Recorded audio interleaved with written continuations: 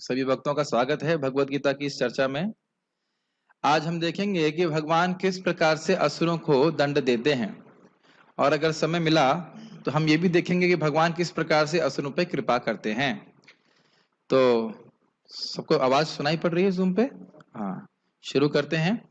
बहुत ही रोचक है ये, और देखने में लगेगा कि अरे भगवान तो बड़े क्रूर हैं, लेकिन क्रूर नहीं है, बहुत सुंदर है। और स्ट्रिक्ट हैं और उनको पसंद नापसंद पसंद भी चीज होता है। ऐसा नहीं कि आप कुछ भी करते रहे, उनको कुछ फर्क नहीं पड़ता।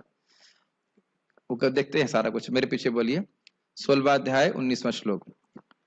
तानहं द्विषतः तानहं दुषतः क्रूरान् संसारेषु नराधमान् संसारेषु नराधमान् क्षिपामि अजस्रम् अशुभान् क्षिपामि अजस्र अपशूनाम् आसुरीष्वेव योनिषु आसुरेषु येनुषु तानहं द्विषतः क्रूरान् तानहं दुषतः क्रूरान् संसारेषु नराधमान् संसारेषु नराधमान् क्षिपामि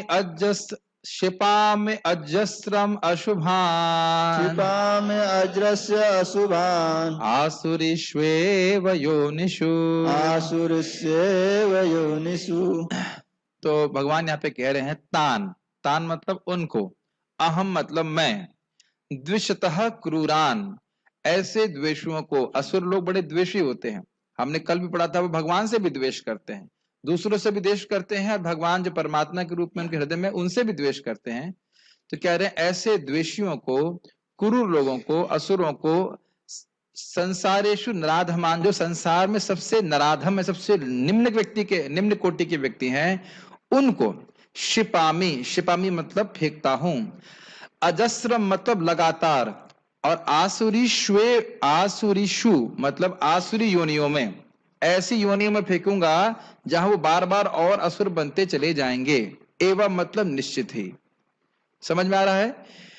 तान अहम द्विषतः, तान द्विषतः क्रूरान संसारेषु नराधमान। 3 प्रकार के दुर्गुणों से युक्त व्यक्तियों को, जो लोग द्वेषी हैं, जो क्रूर हैं और संसार में सबसे अधम हैं, पापी हैं, ऐसे लोगों को भगवान क्या कह रहे हैं? क्षिपामि, मैं स्वयं फेंकता हूं। कहां फेंकते हैं और कितनी, कब तक फेंक देंगे? कहते अजस्रम, लगातार फेंकते जाते हो, एक के बाद एक असुर योनि ही उनको प्राप्त होती है। जैसे आप देखो, काल नेमी मारा गया, उसके बाद फिर वो कंस के रूप में प्रकट हुआ, तो एक के बाद वो असुर योनि में ही प्राप्त होते हैं। अशुभान आसुरीष्वेव योनिषु, अशुभ योनियों में और आसुरी योनियों में मैं इनको फेंकता हूं। तो आपको लगेगा कि भगवान तो बड़े क्रूर हैं, तो उसकी व्याख्या आप सुनने वाले हैं। पहले शब्द के अर्थ को देखेंगे, उसके देखा हमने, अभी उसके बाद आगे देखते हैं। जो लोग ईर्ष्यालु तथा क्रूर हैं और नराधम हैं, उन्हें मैं निरंतर विभिन्न आसुरी योनियों में भव सागर में डालता रहता हूं। स्पष्ट है? गीता भूषण टीका। मैं उनकी आसुरी मानसिकता के कारण उनको मुक्ति बिल्कुल नहीं, सॉरी मैं नहीं होना चाहिए, उनकी आसुरी मानसिकता के कारण उनको मुक्ति बिल्कुल नहीं मिलेगी। इसको 2 श्लोकों में कहा गया है। आपको याद हो अगर, तो 15वां अध्याय में आखिरी में जो हमने 3 श्लोक लिए थे ना, 16, 17, 18, जो त्रिश्लोकी शास्त्र कहा गया था, तो उसमें बताया गया था जो व्यक्ति समझता है कि भगवान परम स्वामी हैं, मैं बद्ध जीव हूं और भगवान के धाम में नित्य जीव हैं, मैं उनकी भक्ति करके भगवान के सेवा में नित्य नियोजित हो जाऊंगा, तो इस मानसिकता मात्र से अगर कोई व्यक्ति भजन करता है भगवान का, तो उसे सिद्धि जरूर प्राप्त होगी। याद आ रहा है? इसे बताया गया था। अब यहां देखिए मानसिकता का कितना बड़ा अंतर है। जो क्रूर है, जो दुष्ट है, उसको भगवान दंड देते हैं। ये बात 2 श्लोकों में कह रहे हैं। ऐसा नहीं है कि कोई व्यक्ति इस जगत में खल बना रहेगा, खल समझते हैं, खराब बना रहेगा, गलत बना रहेगा, और वो बिना दंड प्राप्त किए रह जाए। ऐसा नहीं होता।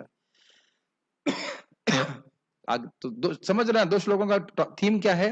कि भगवान ऐसे लोगों को दंड देते हैं। मैं मतलब भगवान कृष्ण, जो सबका ईश्वर हूं, कंट्रोलर हूं, और जो सभी को उनके कर्मानुसार फल देता हूं, ऐसे असुरों को बार बार निकृष्ट योनियों में यथा व्याध और म्लेच्छ आदि में जन्म देता हूं जिनमें हिंसा और भोग की तृष्णा होती है। स्पष्ट समझ में आ रहा है? व्याध मतलब समझ में आता है? व्याध मतलब जो पशुओं का वध करते हैं, जैसे कि वो मृगारी था। सोचिए ना, मृगारी को जन्म ऐसा क्यों प्राप्त हुआ जहां पे लोगों को ये अच्छा लगता है कि गर्दन काट दी जाए आधा और वो तड़फड़ाए तो उनको बड़ा अच्छा लगता है। कितना घोर है ना ये चीज। तो ये है, उनके पिता भी ऐसे महात्मा थे और वह भी इसी प्रकार से जन्म लिए। जैसे भक्त बता रहे थे कि उनका अन्नप्राशन नहीं हुआ था, अंडा प्राशन हुआ था। अन्नप्राशन समझते ना, बच्चे को अन्न चटाया जाता है, दूध छोड़ता है। तो ऐसे महात्माओं क्या पैदा हुए थे कि उन्होंने कहा नहीं, हम अन्न क्यों खिलाएंगे, हम अपने लड़के को अंडा खिलाएंगे। तो ये है, दिखाता है कि ऐसे परिवार में जन्म का मतलब है कि उस व्यक्ति ने कुछ तो गलत किया था, भक्त भी हुआ, कुछ भी, कुछ पता नहीं क्या कारण से उसको ऐसे परिवार में जन्म मिला जहां पे लोग मांस इत्यादि खाते रहते हैं। समझ रहे ना मेरी बात? मिलेज का मतलब यही हो गया ना, नहाने का नियम, ना खाने पीने का नियम, सब कुछ उल्टा पुल्टा। तो ऐसी योनि में जन्म लेने का मतलब हुआ है कि वहां पे हिंसा होगी, मांस मच्छा खाया जाएगी, शराब पिया जाएगा, गंदे संदे कार्य किए जाएंगे और भोग की तृष्णा रहेगी। भोग की तृष्णा समझते हैं? भोग समझते हैं, इंद्र तृप्ति की इच्छाएं बहुत रहेंगी। तो इस प्रकार से भगवान ही ऐसी व्यवस्था करते हैं। ठीक है, आप ये मत सोचिएगा कि भगवान क्रूर हैं। विजय, भगवान क्रूर हैं क्या? क्रूर नहीं है, लेकिन इस श्लोक के अनुसार तो क्रूर लग रहा है। इस पर आपकी क्या व्याख्या है? क्या आप जूम पे देख रहे थे क्या? नहीं, वो असुर बनना चाहता है तो भगवान कहते हैं असुर बनना चाहते तो ठीक है, और असुर बन जाओ।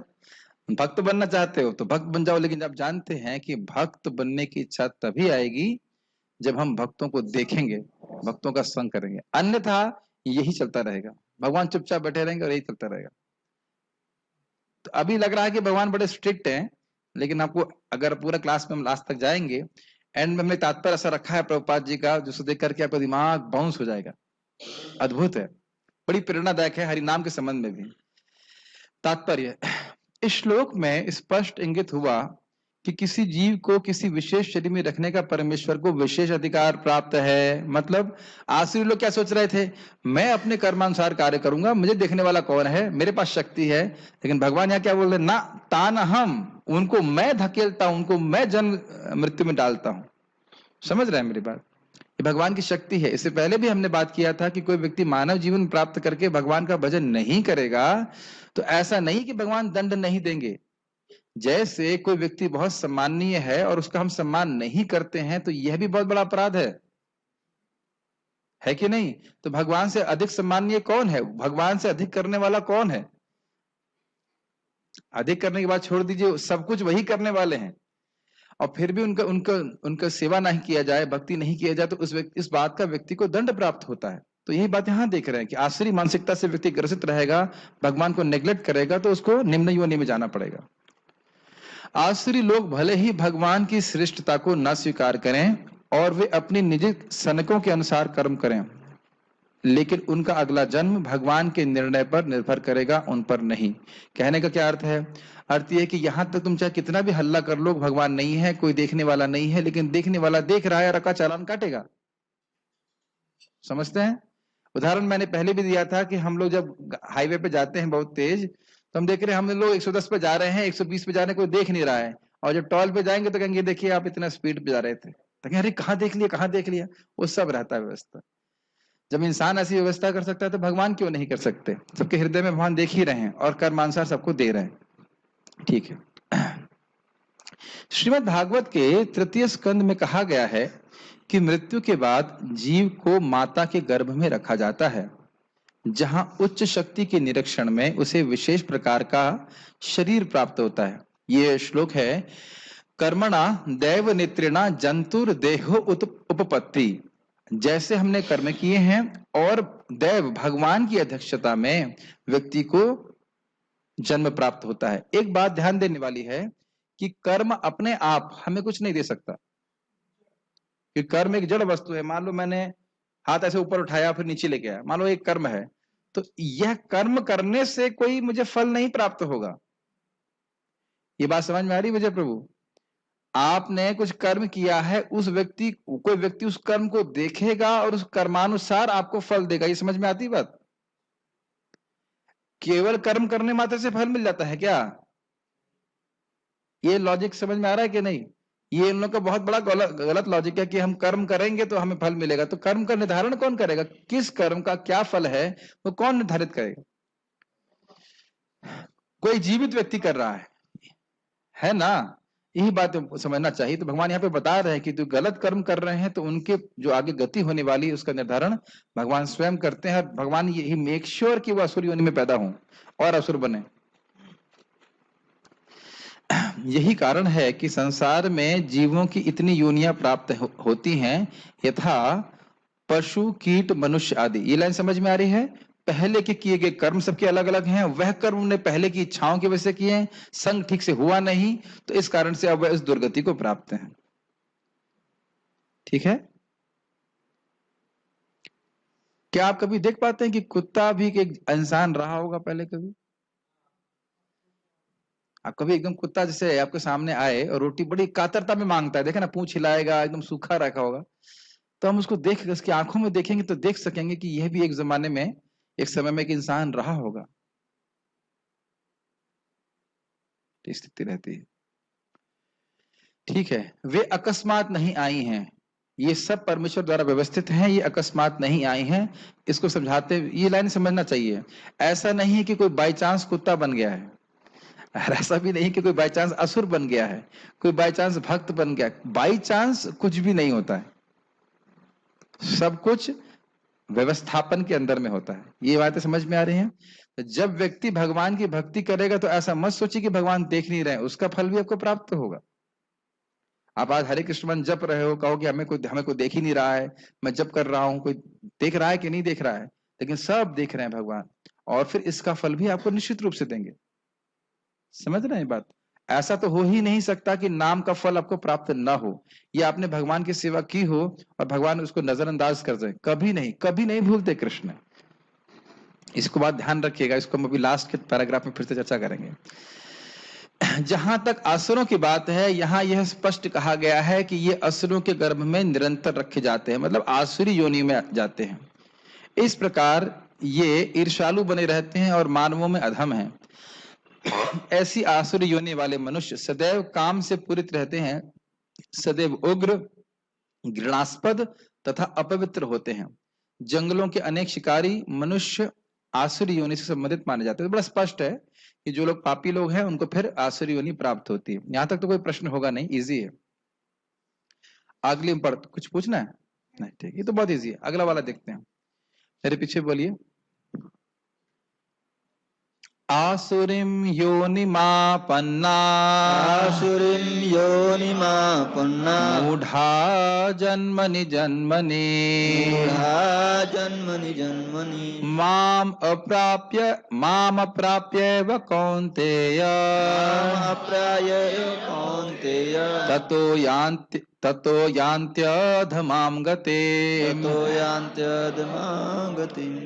आसुरीं योनिमापन्ना आसुरीं योनिमापन्ना मूढ़ा जन्मनि जन्मनि मूढ़ा जन्मनि जन्मनि मामप्राप्यैव कौन्तेय मामप्राप्यैव कौन्तेय ततो यान्त्यधमां गतिम्। ततो यान्त्यधमां गतिम्। कह रहे हैं आसुरीम, भगवान ने क्या बोला था? आसुरी योनिषु, आसुरी योनियों में मैं उनको डालता हूं।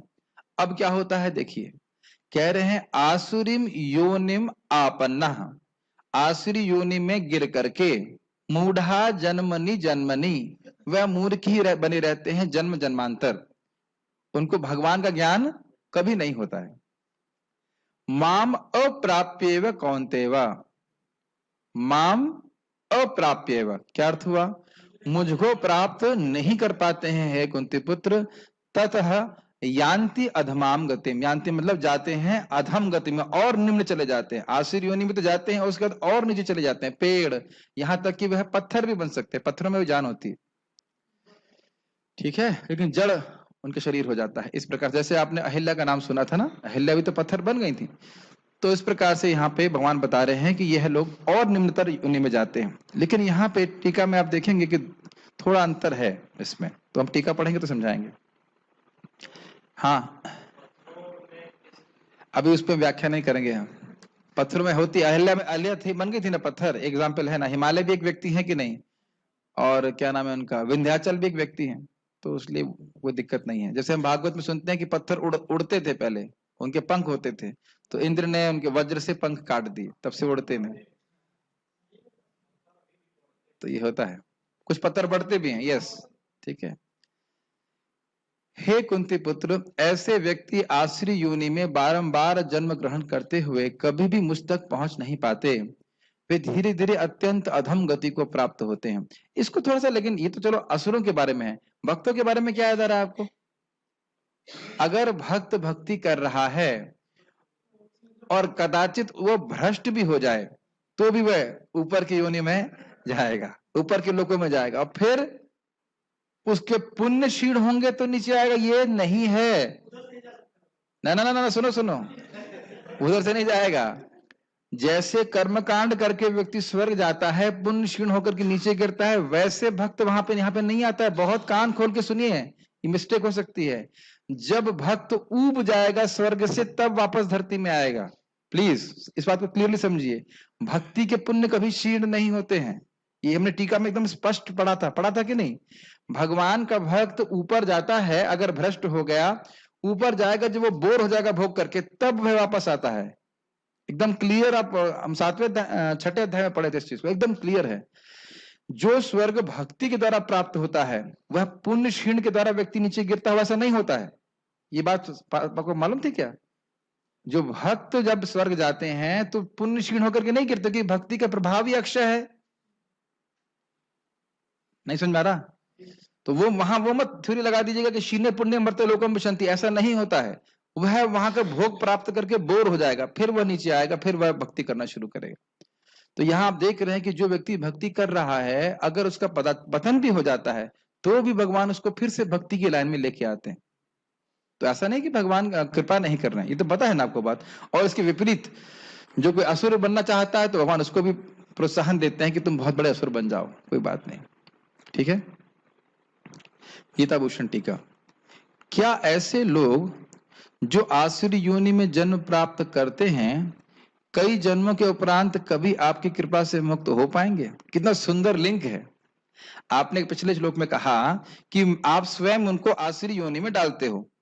तो चलो भाई, एक बार चले गए, दो बार चले गए, क्या कोई ऐसी संभावना है कि उनको आपकी कृपा मिले? तो भगवान यहाँ कह रहे हैं ना, नहीं मिलेगी। लेकिन हम उसको और भागवत से भी देखेंगे। ऐसे मूर्ख आसुरी योनि में जन्म प्राप्त करके मुझे प्राप्त नहीं कर पाते हैं, और कुत्ता आदि अति निकृष्ट योनि में गिरते हैं। क्या श्लोक में था? फिर से श्लोक देखें, क्या श्लोक था? अधमाम गतिम। कुत्ते को सबसे निम्न योनि माना जाता है। अगर भगवान का भोग लेके जा रहे हैं और कुत्ते ने देख लिया, तो फिर आप उसको भोग नहीं दे सकते हैं भगवान को। बात का ध्यान रखना चाहिए। अच्छा, तो हमारे किचन के पास में कुत्ते तो नहीं आते, बंदर आता है मैक्सिमम, लेकिन फिर भी जो भोग अर्पित होता है वो देखना नहीं चाहिए। यहाँ तक कि लोभी लोग भी देखने नहीं चाहिए।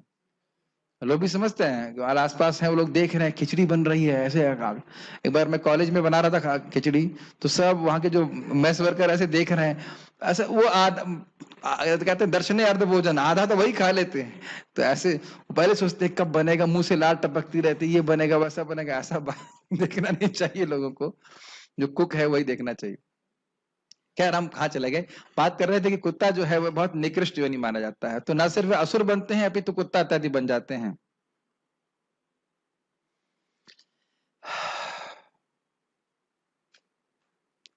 आनंद प्रभु का मैं बायोग्राफी पढ़ रहा था, तो वो बता रहे थे कि उसमें उनके पिताजी चरस की खेती करते थे अमेरिका में। तो उनको मालूम चला कि उनके पिताजी मर रहे हैं, वे वृंदावन में वो थे। उनको लगा मरने दो, क्या फर्क पड़ता है। लेकिन उनको एक दिव्य सपना आया, उसमें एक दिव्य पुरुष उनके सपने में आया कि तुम्हारा जन्म, तुम्हारे पिता श्रील भक्ति सिद्धांत ठाकुर जी के एक पतित शिष्य हैं। बड़ा अद्भुत है। आनंद प्रभु के पिताजी, आनंद प्रभु महान भक्त हुए इस्कॉन के, और तुम्हारा जन्म उनके घर में इसलिए हुआ ताकि उनका उद्धार हो सके, तो तुम्हें कुछ करना चाहिए उनके लिए। तो फिर शायद तुलसी दिए थे या कुछ ऐसे करके दिए थे। आयन प्रो की बात नहीं कर रहा हूं मैं, आयन प्रो के पिताजी की बात कर रहे हैं कि जो हमारे पिताजी आयन प्रो के बोल रहे थे कि उनके पिताजी जो हैं वह श्रीला भक्ति सिद्धांत ठाकुर जी के प्रतिष्ठित शिष्य थे। दिव्य सपना आयन प्रभु को आया था। तो भगवान के भक्त के अगर कहीं संपर्क में हो तो उस असुर पे भगवान कृपा करते हैं, जैसे हिरण्यकश्यप पे कृपा किए थे ना। प्रहलाद जी की प्रार्थना करने मात्र से, करने से पहले ही, सॉरी क्षमा कीजिएगा, करने से पहले ही भगवान ने उद्धार कर दिया। यहां तक आपको पता होगा कि जब कंस देवकी के प्रति थोड़ा कृपालु हो गया तो जानबूझ करके नारद जी आए और उनको प्रोत्साहन दिए कि अगर ये मतलब प्रेम करने लगा, अगर इसने जरा सा भी प्रेम कर दिया देवकी को या कुछ पॉजिटिव कर दिया तो भगवान उसे कभी नहीं मारेंगे। भगवान बहुत कृपालु हैं, बिल्कुल नेगेटिव नहीं देखते हैं, लेकिन जो एकदम नालायक है उनको ऐसा दंड देते हैं। जैसे आपको पता हो कि द्विद नाम का एक गोरिल्ला था, सुने हैं ना? द्विद नाम था, द्विद नाम। उसने क्योंकि भगवान राम के संग युद्ध किया था, संग मतलब उनकी पार्टी से, लेकिन लक्ष्मण जी के प्रति अपराध कर दिया था, तो फिर उस अपराध के कारण फिर वह असुर बन गया और फिर भी भगवान ने नहीं मारा। बहुत उसने पाप किए फिर नहीं मारा। अब फिर एंड में जाकर बलराम जी मारे। मतलब भगवान देखते हैं कि उसने क्या किया है, पॉजिटिव क्या किया, नेगेटिव पे ध्यान नहीं देते। लेकिन अब ये है कि यहाँ पे ऐसे हैं कि जो बिल्कुल सुन ही नहीं रहे हैं, तो असुर ही बनना चाहते तो फिर असुर बनो, ये बात। अप्राप्त के बाद एवं शब्द से यह सूचित करता है कि भगवान की कृपा प्राप्त करने की उनकी कोई भी संभावना नहीं है। अप्राप्य एवं मतलब होता है निश्चित ही, तो मतलब भगवान को प्राप्त नहीं ही कर पाते हैं। ऐसा जन्म जो भगवत, बहुत सुंदर लाइन है, इसको हाईलाइट करने जाना चाहिए, बहुत सुंदर लाइन है। ऐसा जन्म जो भगवत भजन के अनुकूल हो बहुत दुर्लभ होता है। भाई साहब, परफेक्शन की तो बात छोड़ दीजिए, भक्ति में सिद्ध होने की तो बात छोड़ दीजिए, भक्ति करने का मौका भी नहीं मिल रहा है लोगों को। आज रात में सोने से पहले मेरे रूम से दिखाई पड़ते हैं चंद्रमा तारे सब दिखते हैं। अब विचार कीजिए कि ब्रह्मांड में कितने ग्रह हैं, इस ब्रह्मांड में केवल, और अनादिकाल से सृष्टि हो रही है, मैं जगत में फंसा हुआ हूं। कभी सोचा विजय आपने इस तरह से? आप सुनेंगे ना तो लिटरली डर हो जाएंगे। डर मतलब पॉजिटिव डर, या भगवान की असीम अनुकंपा कि मुझे हरे कृष्ण मंत्र कैसे मिल गया, अनादिकाल से मैं फंसा हूं इस जगत में, सारे ग्रहों में मैं टहल लिया, घूम लिया, और अब मुझे ऐसा तरीका मालूम चला है जिससे मैं इस जगत से बाहर निकल सकता हूं। ये इतना सुंदर, ये कोई इमेजिनेशन नहीं है, एक वास्तविकता है जिसको अगर हम देख सकें तो भक्ति बहुत दृढ़ता से करेंगे और दूसरों को भक्ति देने का प्रयास करेंगे। खुद समझेंगे कितना रेयर है किसी को ये हरे कृष्ण मंत्र प्राप्त होना, और फिर दूसरों को भी जरूर देने का प्रयास करेंगे, प्रसाद दे करके, भगवान का नाम जब दे करके, किसी भी तरह से। क्योंकि एक बार इसने जीवन में एक बार भी कृष्ण बोला है, अभी आप देखिएगा, तो कृष्ण उसकी रक्षा करेंगे। एक बार भी अगर एक माला भी कन्विंस कर दिया आपने तो वो नरक नहीं जाएगा, अब वो भक्ति के ट्रैक पे आ गया, वह मुक्ति के ट्रैक पे आएगा, भगवान उसको बार बार मौका देंगे। समझ रहे मेरी बात? हाँ, पूछना चाहते हैं कुछ, बोलिए। तो यानी कि आप लोगों को सबको सबने मुरारी आपको हरे कृष्ण बोलने के लायक जीव दी है भगवान ने आपको। मेरा प्रश्न समझ रहे हैं ना? आपकी भाषा हिंदी समझ रहे हैं ना?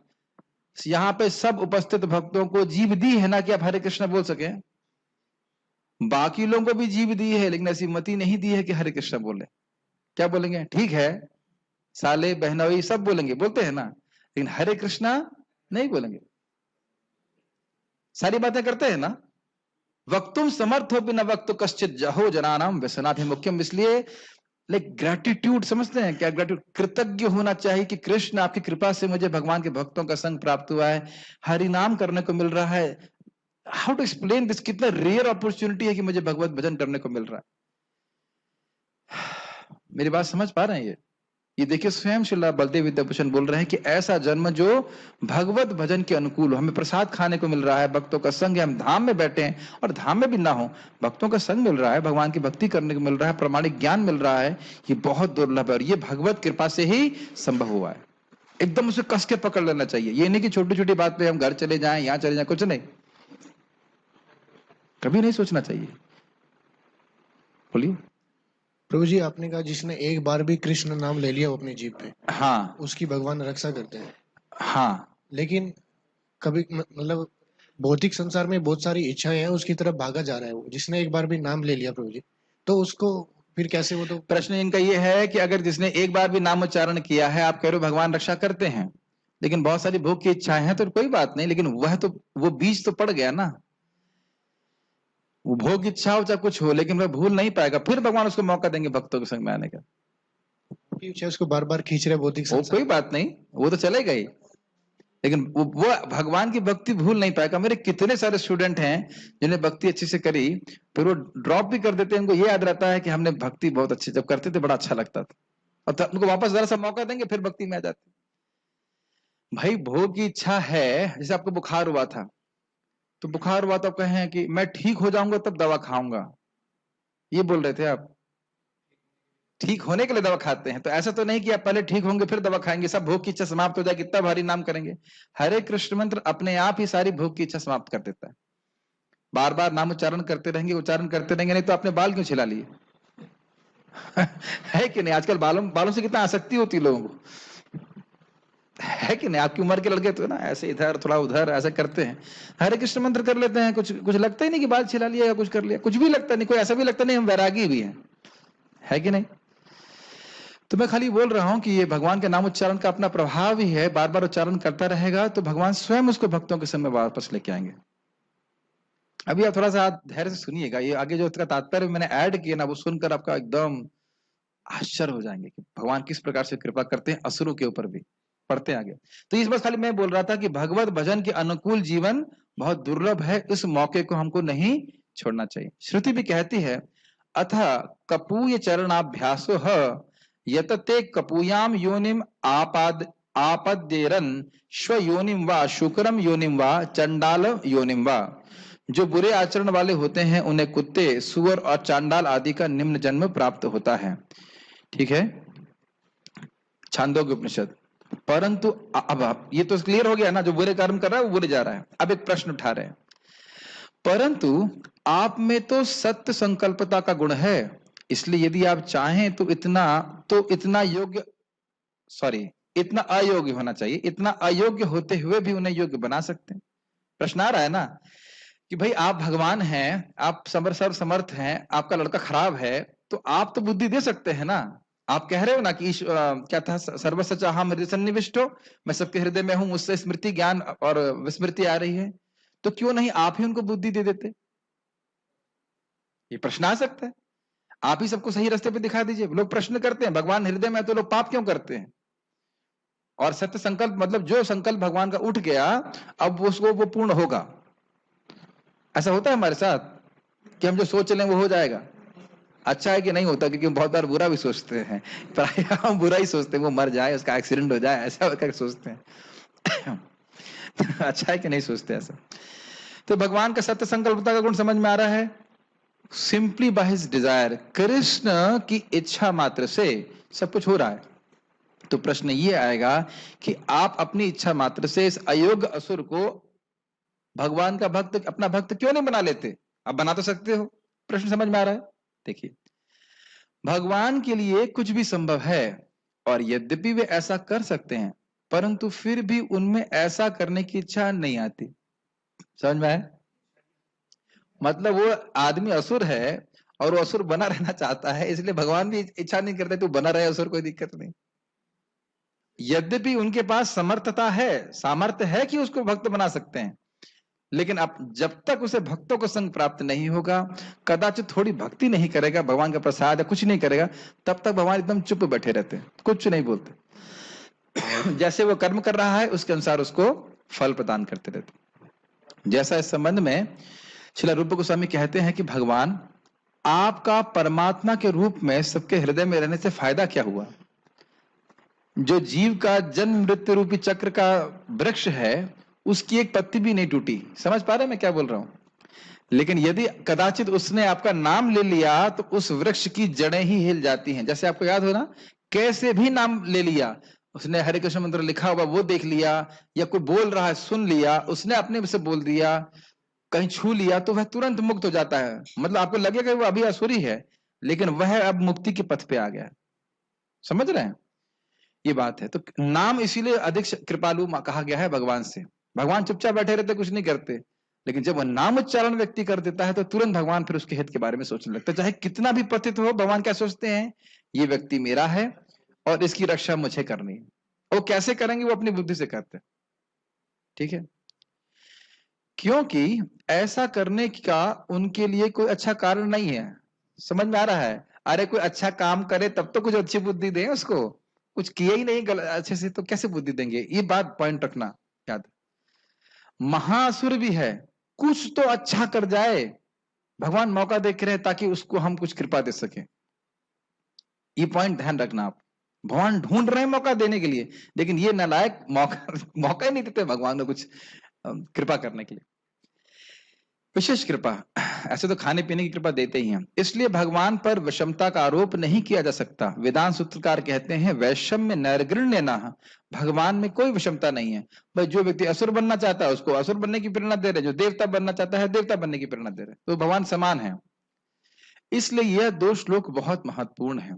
इसलिए जो असुर शास्त्र को स्वीकार नहीं करते वे नरक के नित्य निवासी बनते हैं, ऐसा यहाँ पे दर्शाया गया है। समझ में आया?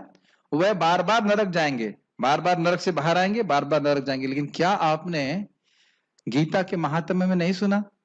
कोई व्यक्ति था, वो बहुत पापी था, उसको नरक गया, नरक के बाद फिर कुछ कुत्ता बन गया, घोड़ा बन गया, जो कुछ भी था, और उसके बाद कदाचित उसने गीता का एक श्लोक सुन लिया। जैसे कि 8वें अध्याय में एक स्त्री थी, वो राक्षसी बन गई और उसका पति राक्षस बन गया था और बड़े दुख पा रहे थे, तो उसने बोल दिया किम तद ब्रह्म किम अध्यात्मम किम कर्मा पुरुषोत्तम। ये 8वें अध्याय का पहला श्लोक का है। तो उतना बोला, उतने में वैकुंठ से विमान आया और भगवान के धाम चले गए। तो ऐसा भगवान करते हैं। ठीक है, वो पाप कर रहे हैं, असुर योनि में जाते हैं, फिर भी भगवान मौका ढूंढते हैं कैसे उन पर कुछ कृपा हो जाए। तो कैसे देखते हैं, जरा देखते हैं इसको। परंतु आप जरा देखिए, परंतु किसी विशेष परिस्थिति में कुछ लोग असुर बन जाते हैं या ऐसा राजा बन जाते हैं जो असुरों के अनुगामी होते हैं, और यह किसी शाप के कारण होता है। अर्थात स्वभाव से वह असुर नहीं है, लेकिन हो सकता है कि शाप की वजह से असुर बन जाए। दो भी हम देखेंगे। यद्यपि बाह्य दृष्टि से वे भगवत स्वरूपों यथा वामन, नरसिंह और वराह आदि के विरोधी होते हैं, भगवान को अपना शत्रु मानते हैं, परंतु आंतरिक रूप से वे वैदिक पथ के अनुगामी होते हैं और भगवान को परम ईश्वर मानते हैं, जो सभी के नियामक हैं, काल के विनियंता हैं और भौतिक दृष्टि के परे हैं। वामन देव और अन्य अवतारों के द्वारा परास्त होकर अंततोगतः वे आसुरी शरीर को त्याग देते हैं, और जो भगवान कृष्ण के द्वारा मारे जाते हैं वे मुक्त हो जाते हैं। ऐसे व्यक्ति वेद के विरोधी नहीं होते हैं। इसको थोड़ा समझना चाहिए। वामन देव के विपक्ष में कौन था? बलि महाराज। नरसिंह देव के विपक्ष में कौन था? हिरण्यकश्यप। और वराह के विपक्ष में कौन थे? हिरण्याक्ष। तो हिरण्याक्ष और हिरण्यकश्यप आप जानते हैं कि भगवान के पार्षद थे और 4 कुमारों के शाप के कारण वहां बने। बलि महाराज भी भक्त थे, लेकिन असुरों के समाज में थे, तो इस कारण से उनको देवताओं से युद्ध करना पड़ रहा था। तो यानी कि ऐसा नहीं था कि वह भगवान के या वेद के विरोधी हों, आंतरिक रूप से, बाह्य रूप से वह शत्रु थे, क्योंकि शाप उनको प्राप्त था। तो ऐसे लोग जब भगवान के द्वारा मारे जाते हैं तो उनको उच्चतर गति प्राप्त होती है। अब समझना चाहिए कि भगवान कृष्ण के अलावा अगर वह अन्य विष्णु स्वरूपों के द्वारा मारे जाते हैं तो या तो उनको स्वर्ग प्राप्त होता है या उच्चतर गति प्राप्त होती है। ठीक है, ये हमने पहले भी व्याख्या किया था, लघु भागवतामृत के आधार पर हमने सीखा इसको। लेकिन जब भगवान कृष्ण किसी को मारते हैं तो वह तुरंत मुक्त हो जाता है। जैसे कि शिशुपाल, दंतवक्र, जितने और भी हैं, कंस, जैसे ही भगवान कृष्ण मारते हैं तो वह मुक्त कर देते हैं, या तो ब्रह्म ज्योति में चला जाएगा या फिर वह भगवान के धाम चला जाएगा। इसलिए भगवान कृष्ण का एक विशेष गुण है, इसे कहते हैं हतारी गतिदायक। जिसकी वो हत्या मतलब वध करते हैं, उसको वह गति प्रदान करते हैं, मतलब भगवत गति। तो भगवान का धाम भेज देते हैं। जैसे पूतना को मारा, अपनी मां बना लिया, या फिर कम से कम ब्रह्म ज्योति तो मिल ही जाता है। तो आप देख सकते हैं कि ऐसी परिस्थिति में भगवान उन असुरों पर विशेष कृपा कर रहे हैं, क्योंकि ऐसी गति महान महान योगियों को भी प्राप्त नहीं हो पाती। समझ में आ रहा है? ओके। तो ये 2 प्रकार के लोग हैं। एक तो बिल्कुल वेद विरोधी हैं, स्वभाव से असुर हैं, वह क्या होता है, वे नीचे जाते हैं। लेकिन कुछ लोग शाप की वजह से अगर असुर बन गए हैं तो वास्तविक रूप से वह विरोधी नहीं है भगवान के। वृत्तासुर भी शाप की वजह से असुर बन गए थे, और भगवान ने ही युक्ति बताई थी कि वो कौन सा अस्त्र था, वो वज्र बनाओ, उसके द्वारा वृत्तासुर को मार सकते हो, और वो मरे और भगवान के धाम चले गए। क्लियर, समझ में आ रहा है बात? तात्पर्य यह विख्यात है कि ईश्वर अत्यंत दयालु हैं, लेकिन यहाँ पर हम देखते हैं कि वे असुरों पर कभी भी दया नहीं करते। यहाँ स्पष्ट कहा गया है कि आसुरी लोगों को जन्म जन्मांतर तक उनके समान असुरों के गर्भ में रखा जाता है और ईश्वर की कृपा प्राप्त न होने से उनका अधपतन होता रहता है, जिससे अंत में उन्हें कुत्तों, बिल्लियों तथा सूकरों जैसा शरीर प्राप्त मिलता है। तो स्पष्ट है, समझाना कुछ नहीं है। इसीलिए असुर बनने की प्लानिंग नहीं करनी चाहिए और भक्तों को सोचना चाहिए कि कैसे हम असुरों को भी कृष्ण भावना में लेके आ सके। भगवान तो जो कुछ करे सो करें, लेकिन भक्तों को हमेशा सोचना चाहिए कि असुर प्रवृत्ति का भी कोई व्यक्ति है, भगवान का प्रसाद तो हर कोई खा सकता है कि नहीं। जैसे हम एक भक्त घर में गए थे तो उनके भाई जो हैं वह तांत्रिक तंत्र विद्या में बहुत रुचि रखते थे और और मुझे बोल रहे थे फिलॉसफी वाइज कि हम कृष्ण को भगवान मानते नहीं, उनसे भी परे कुछ है। मैं समझ गया उनको फिलॉसफी कुछ समझ में नहीं आई। तो हम लोग प्रवचन करने गए रोहिणी मंदिर में, तो हम लोग ने खिचड़ी बनाई थी, हलवा बनाया था। तो यार ऐसी खिचड़ी कभी नहीं खाई मैंने। अब बाद में हरे कृष्णा भी करने लगे। आप समझ रहे हैं, फिलॉसफी नहीं घुसेगी तो केमिकल वॉरफेयर, ये जो आपका प्रसाद है इसके द्वारा लोगों का मति चेंज हो जाती है। हमारे गुरु महाराज बता रहे थे कि उस समय वह परम पूज्य राधानाथ महाराज, वहां पे आप ऐसे प्रीचिंग नहीं कर सकते कॉलेज में, तो वो लोग खाना बनाने की क्लासेस करते थे और हलवा महाराज बहुत अच्छा बनाते हैं, महाराज बता रहे थे। तो वहां पे एक पादरी आया और वो भी सोच रहा था कि क्या बोलते हैं देखते हैं, तो उसने हलवा खाया, बड़ा अच्छा लगा। फिर अगले दिन 2-3 बार हर बार आया इस प्रकार से वह, और फिर उसने कहा कि आप लोग, मतलब उसका मन बदल गया और उसने कहा कि हम आपकी रेसिपी मैंने हलवा की ट्राई तो करी लेकिन वो टेस्ट नहीं आया। फिर महाराज उनको बताया कि हम भगवान को अर्पित करते हैं, भगवान ग्रहण करते हैं। तो देखिए प्रसाद खा कैसे चेंज हो जाता है व्यक्ति। एक और उदाहरण दूंगा, एक व्यक्ति था मंदिर में, इस्कॉन मंदिर के जस्ट बाहर खड़ा हो जाता था और खूब गाली देता, जो मंदिर में जाएगा उसको बोलता अरे तुम वहां मत जाओ, ये बहुत खराब लोग हैं, तुम्हारा दिमाग खराब कर देंगे, तुम्हारा ये कर देंगे वो कर देंगे। और भक्त लोग बड़े कृपा करके उसको महाप्रसाद खिलाते रहे। 1 साल के बाद उसने मंदिर ज्वाइन कर लिया। ये स्थिति है। एक व्यक्ति था, वो जब भक्त लोग कीर्तन करने जाएंगे तो टमाटर मारता था, उसको सब्जी की दुकान थी, टमाटर मारता था। वहां भी भक्त लोग कुछ नहीं बोले, उसको महाप्रसाद देते रहे। तो 1 साल के बाद जब जगन्नाथ जी की रथ यात्रा हुई, उसने सारे टमाटर स्पॉन्सर किए सब्जी बनाने के लिए। तो हम देख रहे हैं कि भक्त लोग जो है असुर प्रवृत्ति के होते हुए भी लोगों को उन पे कृपा करते हैं। जो आसुरिक लोग हैं उनको भी कृपा करते हैं। जैसे कितनी बार हम देखते हैं महाराज लोग विदेश में होते हैं, कोई एक हाथ में दारू पकड़ा हुआ, उसको भी हरे कृष्णा कीर्तन में संलग्न कर देते हैं। इस प्रकार से भक्तों की कृपा होती है। ठीक है, तो वो नहीं चाहते कोई व्यक्ति असुर या सूकर, कुत्ते, बिल्ली बन जाए। जैसे हमने सुना है ना कि एक बार भी कोई भगवान विष्णु का प्रसाद ग्रहण करता है जीवन में तो उसे कम से कम मानव का शरीर प्राप्त होगा। कितना बड़ा लाभ है। तो भक्तों की हमेशा चाहते हैं भावना, वो जानते हैं कि भगवान वास्तविक यही चाहते हैं कि कोई भी जीव इस जगत में न रहे। तो भगवान की इस भावना को समझ करके वह प्रचार करते ही रहते हैं। यहाँ यह स्पष्ट किया गया है कि ऐसे असुर जीवन की किसी व्यवस्था में ईश्वर की कृपा का भाजन नहीं बन पाते हैं, उन्हें कृपा नहीं मिलती भगवान की। वेदों में भी कहा गया है कि ऐसे व्यक्ति अधपतन होने पर कुकर सुकर बनते हैं। इसको हमने टीका में श्लोक देख लिया था कि जो गंदे काम करते हैं वे सुअर बनते हैं। जैसे कहते हैं भाई हम खाने पीने में कोई मतलब जो है भेदभाव अब जो है नहीं करते, खाने पीने वाले आदमी हैं। तो फिर भगवान उनको कहते हैं ठीक है तुम सुअर बन जाओ, तुम्हें भेदभाव करने की कोई जरूरत नहीं। सुअर मल भी खा सकते हो, कोई भेद करने की जरूरत नहीं। इस प्रसंग में यह तर्क किया जा सकता है कि यदि ईश्वर ऐसे असुरों पर कृपालु नहीं है तो उन्हें सर्व कृपालु क्यों कहा जाता है।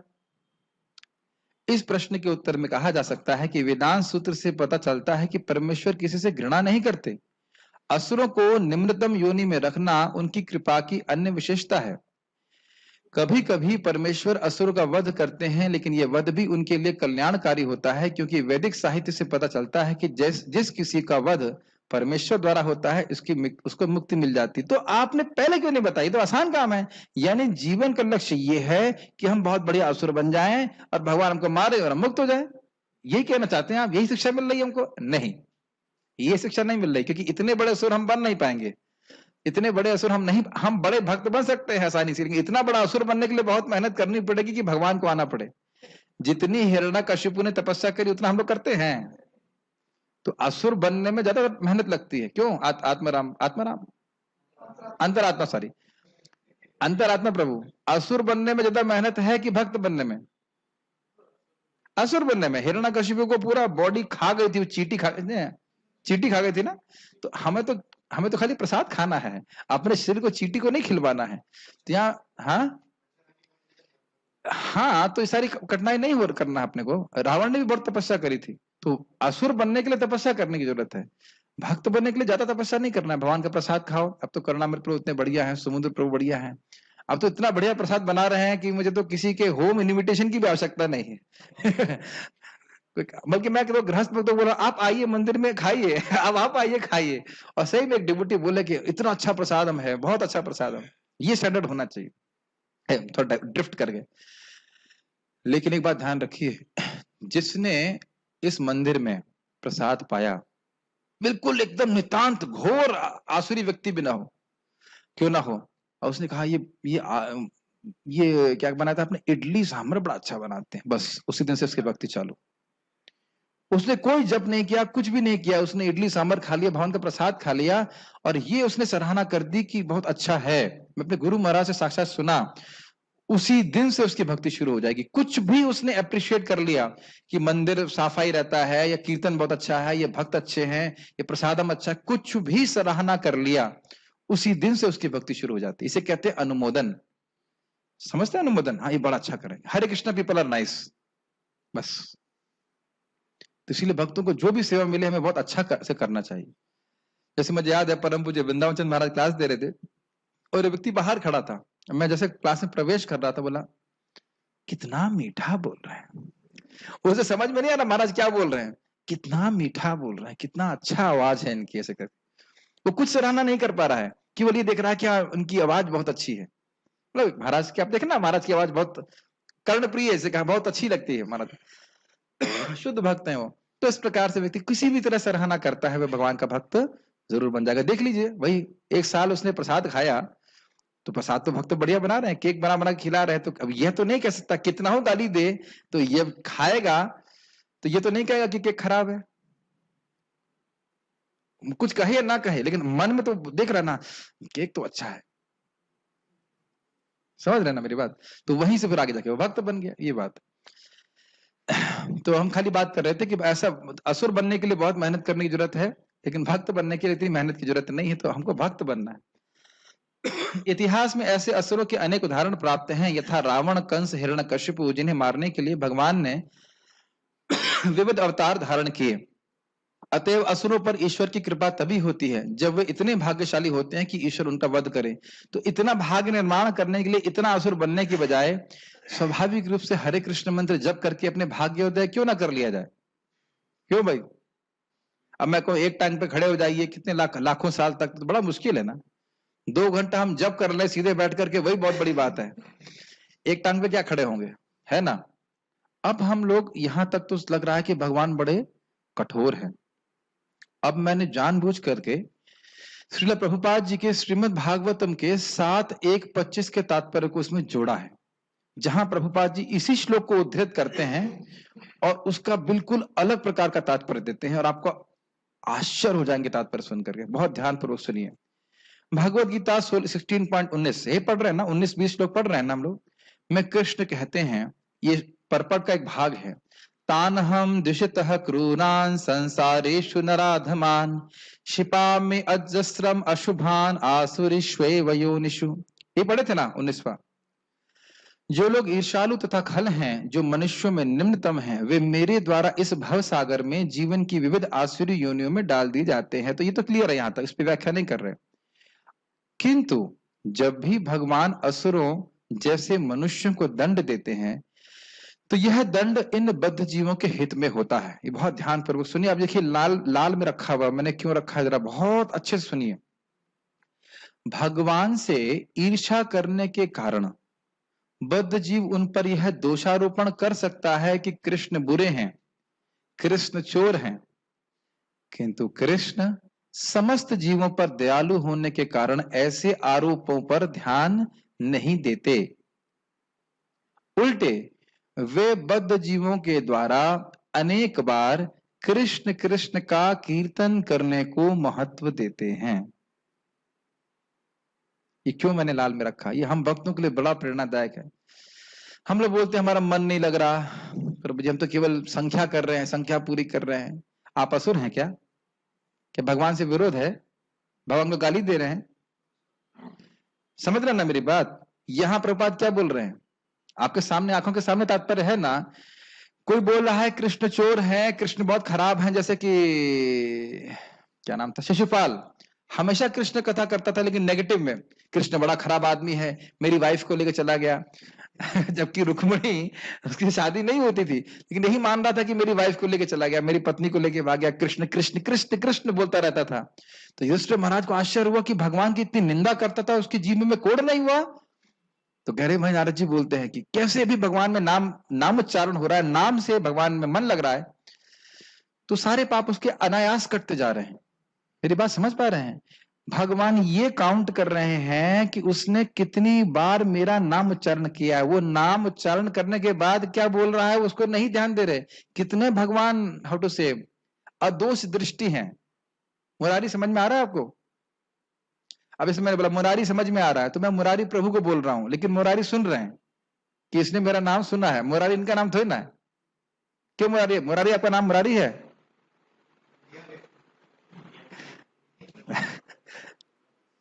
तो भगवान का नाम है। मैं कहूं मुरारी बहुत खराब आदमी है ऐसे करके, तो मुरारी भगवान ये नहीं देखेंगे कि ये बोलेगा खराब आदमी है। क्या देखा? मुरारी। नहीं समझ में आ रहा है? जैसे कि मुसलमान लोग बहुत अच्छा काम करते हैं, हरामखोर बहुत बोलते हैं, बहुत अच्छा बोलते हैं, बहुत अच्छे लोग ये लोग। मैं नहीं बोल रहा हूँ ये चैतन्य चट्टावत में लिखा है, हराम हराम। जैसे कि एक मुसलमान था, को मैंने पहले भी सुना है वह जंगल में नित्य कर्म करने के लिए गया था और उतने में एक जंगली सुअर है, उसके वो तो सींग होते हैं और उसने से मार दिया। नरसिंह पुराण की कथा है। तो उसने कहा हराम हराम हराम ऐसे करके बोलने लगा और उतने में वो शरीर छूट गया, भगवान के धाम से विमान आया, उसको लेके चला गया। तो इस प्रकार से चाहे हराम बोले कोई आए, बोले भक्त बोलते हे राम, तो भगवान केवल यही देखते हैं कि मेरा नाम उच्चारण किया। कितने अच्छे हैं ना भगवान। तो आप इसलिए अपनी संख्या को बहुत ध्यान में रखिए कि गुरु महाराज ने बोला है 16 माला जब करना, परशुराम 16 माला ब्रेकफास्ट के पहले करना है। कर लेंगे? Good boy, yes. ठीक है, अगर हम 7 बजे तक 7:30 तक माला कर लेंगे, सुबह 16 माला कर लेंगे ब्रेकफास्ट के बाद, तो लगेगा 2-4 माला और कर लें। अरे आप लोग असुर नहीं है भाई। कोई असुर है कोई यहाँ पे? कोई असुर नहीं है। भगवान का प्रसाद खाते हो, भगवान को प्रणाम करते हो, तो आप यह चिंता क्यों कर रहे हो कि मन नहीं लग रहा है? और ये देखिए, जब असुर बोल रहा है कि कृष्ण चोर है, तब भगवान उसकी तरफ देख रहे हैं। देख रहे हैं कि नहीं? तो जो अगर भक्त बार बार हरे कृष्णा कृष्णा कृष्णा हरे हरे, हरे राम राम राम हरे हरे, इस भाव से करे कि भगवान मुझसे प्रसन्न हो, मैं इनका दास हूं, कितना भगवान का आशीर्वाद उसके ऊपर होगा। ये जानबूझकर मैंने तात्पर्य इसको अपने रखा है। अब देखिए भगवान क्या करते हैं। वे कभी कभी ऐसे असुरों को एक जन्म में, ध्यान दीजिएगा, एक जन्म में निम्नतर योनि में डालकर दंडित करते हैं। कितना सुंदर तात्पर्य है प्रभुपाद का। देखिए प्रभुपाद जी भगवत गीता की बात तो खंडित नहीं कर रहे हैं। वो कह रहे हैं ये बात सत्य है कि भगवान उनके अपराध के कारण उनको एक समय में 1-2 योनि में डाल दें, असुर योनि में। फिर जब वे दोषारोपण करना छोड़ देते हैं तो अगले जन्म में कृष्ण का निरंतर कीर्तन करने के कारण उन्हें मुक्त कर दिया जाता है। समझ में आया? हरे कृष्ण का प्रभाव तो स्थायी है, उसे तो काटा जा नहीं सकता, और वो भगवान ऐसी स्थिति में डाल देंगे कि वह कोई पाप ना कर सके और वह उसका अपराध समाप्त हो जाए, और फिर जब अपराधों से मुक्त होगा भगवान के धाम ले जाएंगे। तो भगवान वस्तुतः यही चाहते हैं कि जीव उनके पास वापस आ जाए। इसलिए भक्त को यही सोचना चाहिए, मन लगे या ना लगे, मुझे अच्छा लगे या ना लगे, मुझसे अपराध हो या नहीं हो, मुझे हरे कृष्णा कृष्णा कृष्णा हरे हरे, हरे राम राम राम हरे हरे, ये करते रहना है और लोगों को मदद करना है। देखिए आज ही एक जीवन में घटना हुई, हमारे एक भक्त हैं, उनके लड़का है, जिस लड़की से उनकी शादी होने वाली है वो भी आए थे आज, और उससे शायद 2-3 महीने पहले आए थे, और मैं उन्हें कुछ ब्रीचिंग कर रहा था, तो मुझे विश्वास ही नहीं था कि वो जब करेंगी। मैं उनके मुंह पे बोल भी दिया कि मुझे विश्वास नहीं था तो कि तुम जब करने वाली हो, तो ध्यान ही नहीं दे रही थी। होता ना, तो किसी को ब्रीचिंग कर रहे हैं तो कुछ लोग ऐसे खड़े रहते हैं, मतलब उनको लगता है मेरा टाइम बर्बाद हो रहा है। मुझे ऐसा लगा था, और आज उन्होंने मुझसे स्वयं माला मांगा मैं इतना प्रसन्न हुआ, मैं इतना खुश हुआ था, मैं खुद से कोई माला मांगे कि मुझे माला दीजिए, मैं माला जप करूंगी, ऐसे करके। समझ रहे हैं? आपको लगेगा कि कुछ आप बोल रहे हैं भगवान के बारे में, उसका असर नहीं होता है, लेकिन वायरस एक बार चला गया तो प्रभाव दिखाता है। बुखार चढ़ेगा चढ़ेगा, समय की बात है, ठीक है ना। तो भगवान देखते हैं कि कोई व्यक्ति आया, उसने प्रसाद पाया है, नाम जप किया है, वो कालांतर में जाके जरूर फलीभूत होता है। और जो इस समय भजन कर रहे हैं उनका तो फिर कहना ही क्या, ठीक है ना। तो यानी हमें क्या फोकस कर रहे हैं इस तात्पर्य में, कितनी बार कृष्ण ने का नाम लिया है, ये कृष्ण देखते हैं। राजकुमार, आपने अब तक कितनी बार नाम जप किया है? एग्जैक्ट बताओ, कितने नाम लिए हैं अब तक? जब से भक्ति में आए हो तब से कितनी बार नाम उच्चारण किया आपने? नहीं, प्रश्न पूछ रहा हूं कितनी बार, ये नहीं पूछ रहा हूं कि काफी और कम। परशुराम, कितने नाम लिए आपने अब तक? किसी को नहीं पता ना, कोई एग्जैक्ट नहीं बता सकता कितने लाख नाम किए। अंदाज से हो सकते हैं, जैसे मैं 12 साल से 16 माला करूं तो 12 करोड़ नाम है मिनिमम। मिनिमम मतलब मंदिर आने से पहले, उससे पहले 2003 से करने कितना, 17 करोड़ नाम है मान लीजिए अकाउंट में। और पता है मैंने इसका फायदा क्या था, मुझे 2 महीने बाद मुझे मालूम चला कि 16 माला करना चाहिए। तो मैंने 16 माला कैसे करूंगा? कहते पिक्चर देखते हो? हाँ। तो कहते हैं वो मैं कैंटीन में जाते, कहते हाँ ये सब तो सद्गुण होता ही सभी में, तो कहने वो मत करो तो 2 घंटा निकल जाएगा। हमने कहा हाँ, अब मैंने करना शुरू कर दिया। अगर मैं और 2 साल सोचता तो मेरा कितना नुकसान होता? 2 करोड़ नाम का नुकसान हो जाता, 2 करोड़। जो लोग 16, अभी एक भक्त बोल रहे हैं प्रभु जी मैं रोज 16 नहीं कर पाऊंगी, मेरा एग्जाम होता है। अरे तो भाई तुम रोज तो एग्जाम नहीं होता है ना, जिस दिन एग्जाम नहीं उस दिन 16 करो। अगर 4 माला भी करेंगे तो 25 लाख नाम होते हैं, और एक नाम से अनंत जन्म के पाप नष्ट होते हैं। तो सोचिए कितना जा रहा है आपके अकाउंट में, कल्पना नहीं कर सकते हम, कल्पना नहीं कर सकते। तो कम से कम 16 माला करना चाहिए। कौन बनेगा करोड़पति? जो 16 माला जब करेगा, ठीक है। अब बाकी सब लखपति बन सकते हैं या कुछ बन सकते हैं। और ये धन कोई नहीं छीन सकता। मैं अपने रिश्तेदार को बता रहा था कि तुम्हारा धन चला गया, लेकिन मेरा धन कोई गोली भी मार दे तो हमको नहीं छीन सकता, कोई नहीं छीन सकता। मेरा भगवत गीता का ज्ञान कोई नहीं छीन सकता, और भगवत गीता का ज्ञान मैं किसी को कभी भी कैसे भी दे सकता हूं। आप किसी को 100 रुपए देंगे, सोचेंगे वो गलत उपयोग तो नहीं करेगा। आप गीता बोलेंगे तो गलत उपयोग करेगा क्या? क्या कर लेगा बताइए? हरे कृष्णा करेंगे तो गोली मार देगा किसी को हरे कृष्णा से। इसीलिए भगवत गीता का ज्ञान धारण करना ही सबसे अच्छा बात है। जिसको पैसा कमाना वो कमा सकता है।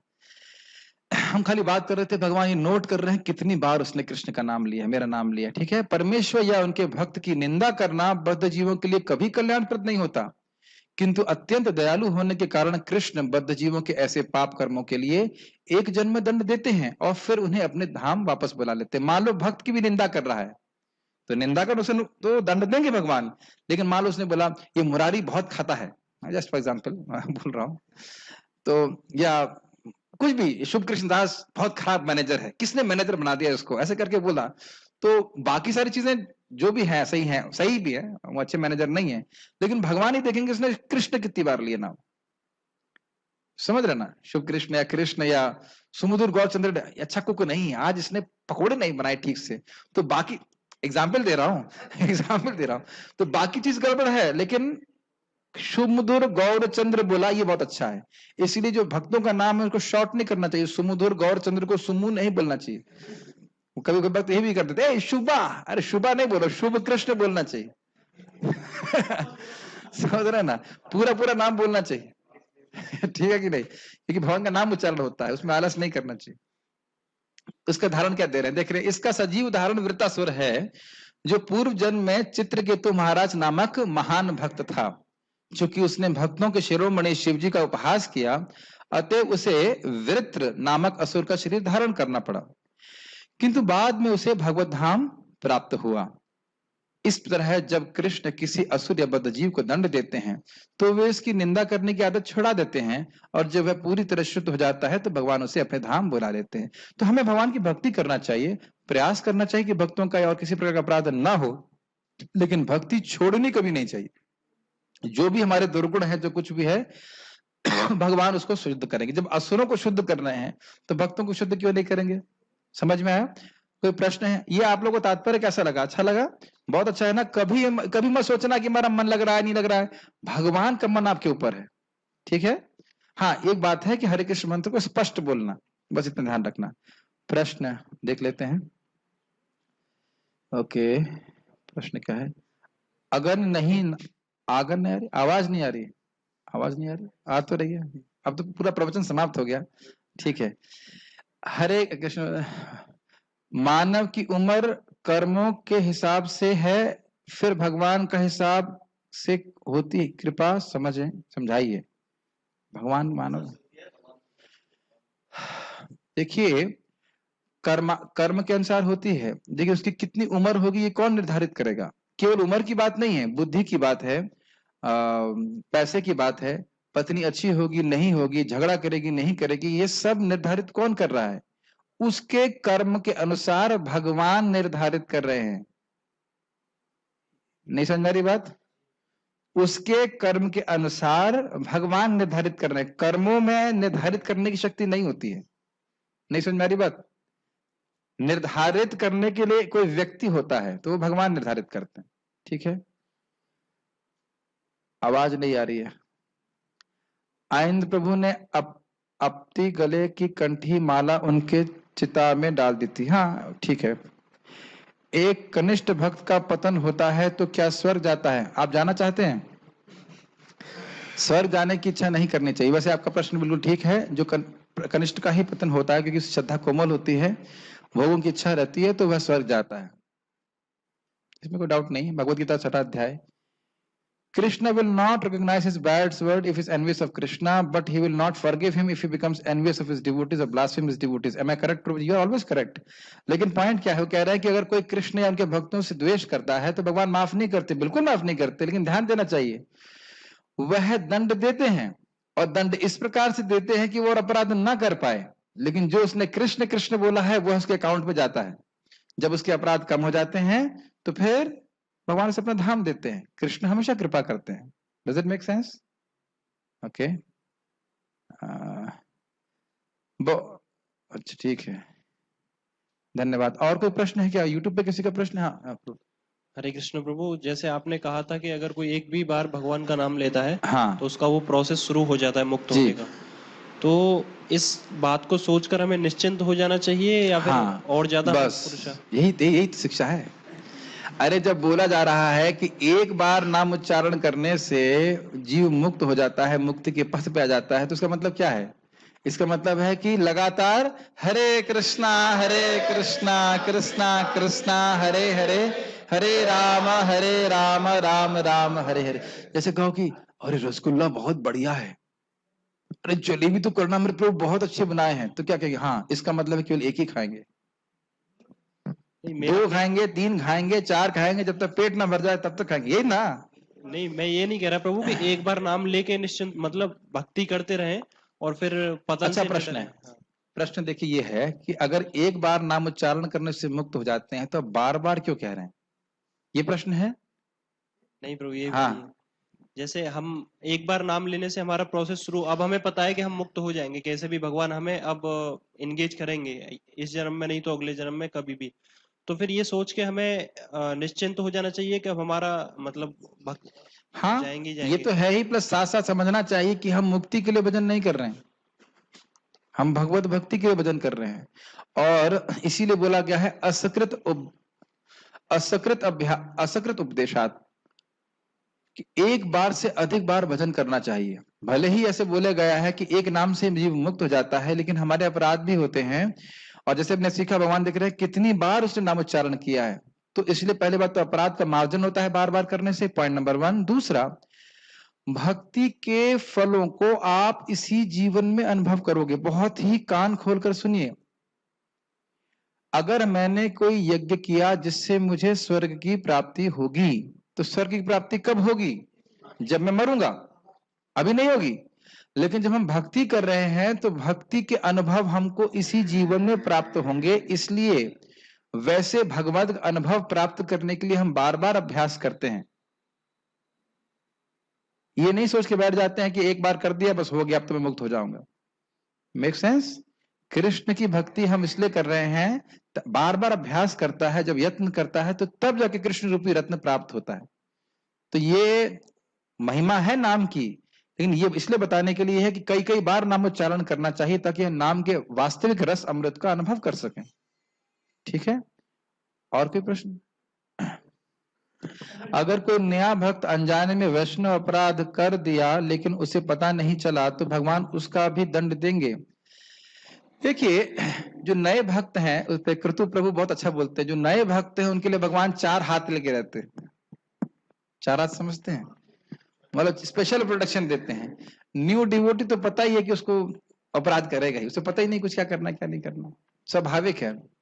प्रभुपाद जी कहीं तात्पर्य में बहुत सुंदर लिखते हैं कि इसीलिए नए भक्तों को वैष्णवों के समाज में रहना चाहिए। वैष्णव सिखाएंगे और सहन भी करेंगे। वो जानते हैं कि न्यू डिवोटी है, वो गुणों के प्रभाव में है, उसे पता नहीं वो क्या कर रहा है, तो सहन करके भी वह उनको भक्ति का उपदेश देते रहते हैं। दिक्कत वहां आती है जब वो श्रवण करना ही नहीं जाए, कोई मैं शास्त्री नहीं सुनूंगा, मैं तो सब जानता हूं। जैसे एक भक्त था एक आश्रम में, कहता हम तो सीख लिए, भागवत क्लास वाले में क्या जरूरत है, हम सब जानते हैं, मुझे पता चल गया हरे कृष्ण मंत्र है बस, और कुछ सीखने की जरूरत नहीं। अगर ये मानसिकता हो जाएगी तो फिर बहुत दिक्कत है। हम नए हैं, हम सीखें कि अपराध से कैसे बचते हैं, तो हम सीख सकते हैं, इसमें कोई बड़ी बात तो नहीं। हम लोग कितनी गलतियां करते हैं, इसमें कोई बड़ी बात तो ना। फिर भक्त लोग से बताते हैं, सिखाते हैं, डांटते भी हैं, फिर धीरे धीरे सीख जाते हैं। जैसे एक मुझे याद है, मेरा स्वभाव थोड़ा कठोर नहीं, बहुत ज्यादा कठोर है मैं जानता हूँ, लेकिन एक न्यू डिवोटी था, वो बार बार जब मैं सो रहा था तो मैं उसके पास गया, मैंने कहा तू अगर सोया तो तेरे को घर भेज दूंगा मैं। उसको बहुत बुरा लगा, लेकिन जब उसने सतर्क रह के जब करना शुरू किया तो कहा प्रभु जी आपने बड़ा अच्छी डांट लगाई थी। क्योंकि वो लोग समझ नहीं पा रहे हैं कि कोई भक्त हमें साधना अच्छे से करने के लिए बोल रहे हैं, उसमें उनका कुछ नहीं है, उसमें हमारा ही कल्याण है।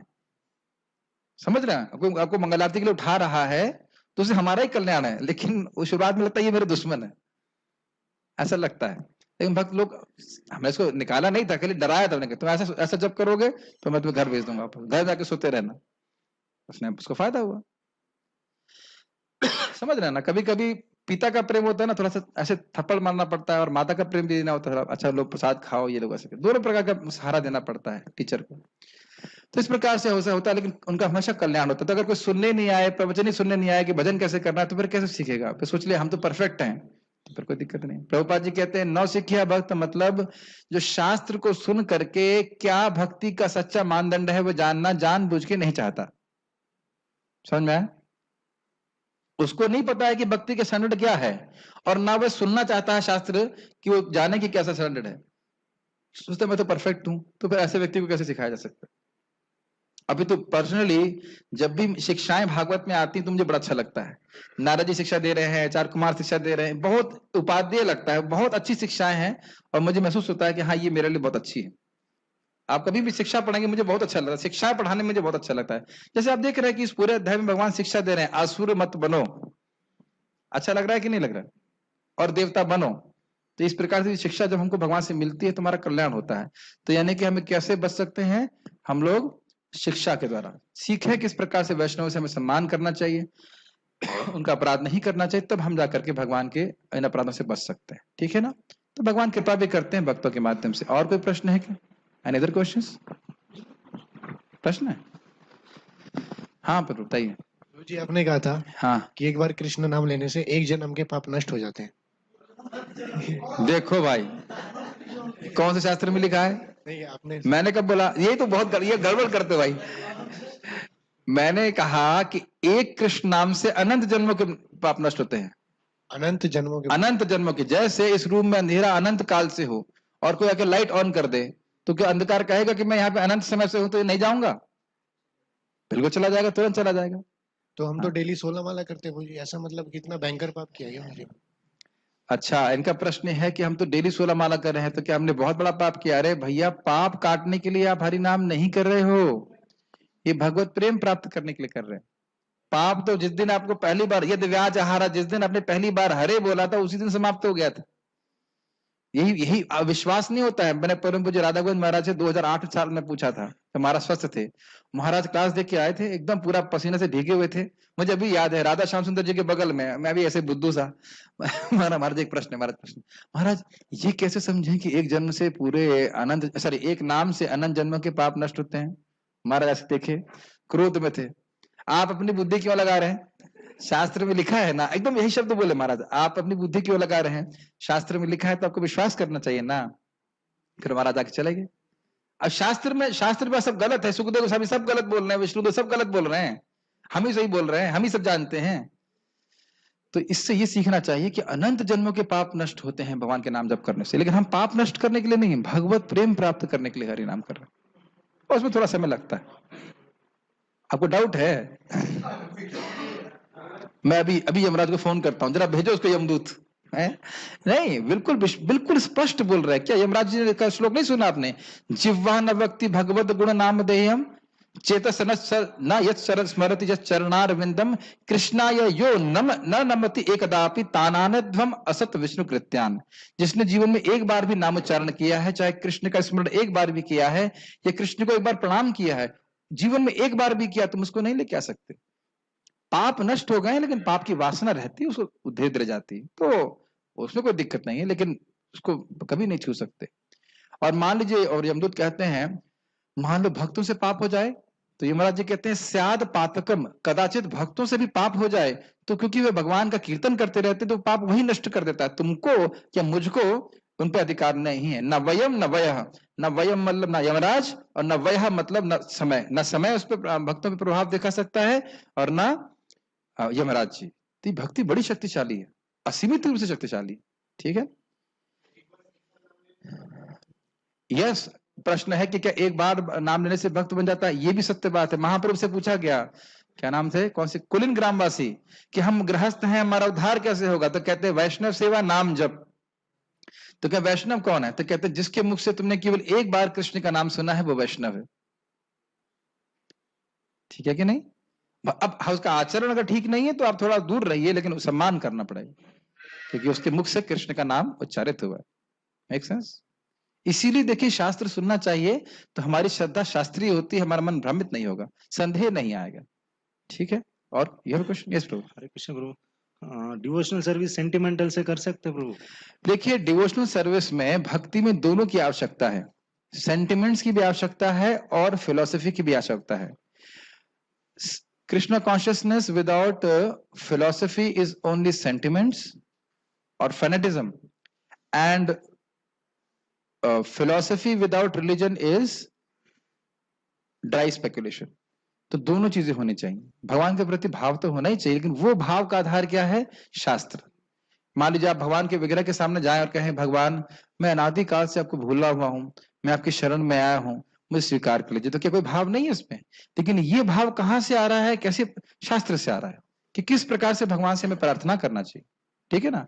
लेकिन ये नहीं कहना चाहिए रात शाम सपने में आए दहिया पी गए सारा रा सो रहा ना, शाम हमारे सपने में आए सारा दही पी गए। तो ऐसा भजन गा रहे हो तो उसका क्या आधार है? या शाम मेरे सपने में आए मेरी साड़ी खींच रहे थे। तो ये सब जो है, इसका कोई भावुकता है? ऐसा कुछ। अभी बाहर लोग बल्ले बल्ले कृष्णा ऐसा गा रहे हैं, सो वो लोग को हम लोग को सेम अग्रीड। अगर उसमें कृष्ण का नाम आ रहा है तो उनकी भक्ति बढ़ रही है, ये बात हम मानते हैं, ये बात मानते हैं। बट परंपरा से हम लोग करते हैं वो तो उनका परिवर्तन तो नहीं देखते आप। ये सत्य बात है कि वह कृष्ण कृष्ण कर रहे हैं।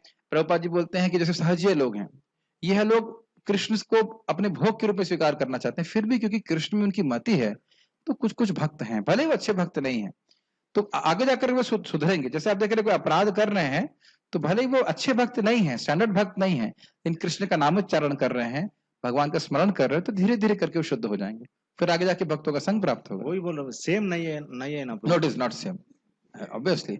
जो परंपरा में ज्ञान प्राप्त कर रहा है, जैसे कोई अभी मुझे सुनने में आया कि कौन बोला था कि हम चाय का भी भोग लगाते थे, आप लोग लगाते थे घर में, पता नहीं कौन बता रहा था, सुनने में आया कि चाय का भोग भी कृष्ण को लगा देते थे। ये हमने देखा, जैसे साधुरा में देखा था, वहां का तथाकथित पंडित जी वो चाय का लेके आएगा, प्यारा लाएगा और ऐसे उंगली से चाय निकालेगा और ऐसे कृष्ण को छिटका मारेगा। अब बोलो, एक तो गलत वस्तु भोग लगा रहे हो और गलत तरीके से भोग लगा रहे हो, तो यह सब जो है फिर इसमें अपराध बन जाता है। लेकिन फिर भी कृष्ण के कुछ कर रहा है तो कुछ इसको लाभ भी प्राप्त होगा, लेकिन परंपरा में करेंगे तो बहुत तीव्रता से प्रगति होगी। ठीक है? नहीं, रोज पीनी चाहिए चाय। देखिए कोई भी वस्तु जो सुन रहे हैं वो समझ लीजिए, मैं टॉन्ट मार रहा था, आज्ञा नहीं दे रहा था। चाय कभी नहीं पीनी चाहिए। ऐसी कोई भी वस्तु जो हम भगवान को अर्पित नहीं कर सकते, उसको कभी ग्रहण नहीं करना चाहिए।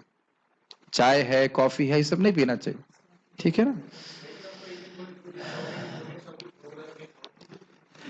चाउमीन भोग लगा के खाओ तो चाउमीन तो मैदे से बना है ना, उसमें कोई गंदी चीज जो पड़ी जाती है, वो अजीनोमोटो इत्यादि, वो नहीं डालना चाहिए।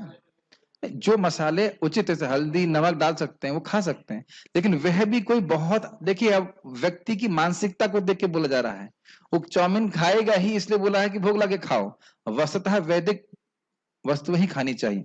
ये पिज्जा पास्ता ये सब इत्यादि नहीं खाना चाहिए, समान दाल रोटी सब्जी इत्यादि का भोजन ग्रहण करना चाहिए, समझ रहे हैं। लेकिन अब उसमें भी कुछ रिलैक्सेशन दे दिया जाता है कि पास्ता ही खाना है तो भोग लगाओ, कोई बात नहीं, लेकिन उसमें ऐसी वस्तु नहीं होनी चाहिए जो मांस से युक्त हो या तमोगुणी हो, ठीक है ना, इस प्रकार। ठीक है यार, रुकते हैं। और कोई प्रश्न है? हाँ बोलिए, प्रश्न क्या है? कुछ प्रश्न है? हाँ, हाँ, नहीं यूट्यूब पे मैं नहीं देख पाऊंगा आप। प्रश्न ये है कि सुबह जल्दी कैसे उठें जप के लिए? अरे